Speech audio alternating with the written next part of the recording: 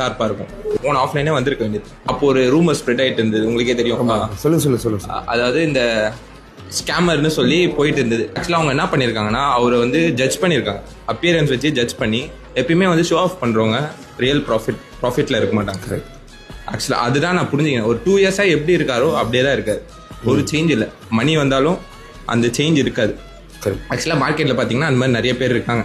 மணி வந்தோடனே அப்படியே இப்போ மாறி இருக்காங்க. ஸோ அந்த மாதிரி நான் 2 இயர்ஸாக பார்க்கும்போது சேஞ்சே ஆகாத ஒருத்தர் இவரு தான். ஆஃப்லைன் வந்தீங்கன்னா நைட்டு ஃபுல்லாக கிளாஸ் நடக்கும். விடிய 5 மணி வரைக்கும். நீங்கள் செகண்ட் டேலேருந்து நம்ம ட்ரேட் எடுக்க ஆரம்பிப்போம்.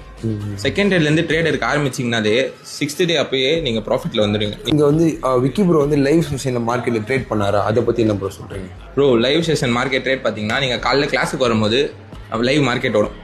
மார்க்கெட் ஓடும் போதே நம்மளுக்கு உறைஞ்சி காமிப்பார். எல்லாத்தையும் ட்ரா பண்ணியே காமிப்பார். இப்போ இந்த ட்ரெண்ட் இப்படி போகுது, பை எடுக்கலாம். நிறைய ஸ்ட்ராட்டஜிஸ்லாம் இருக்குது.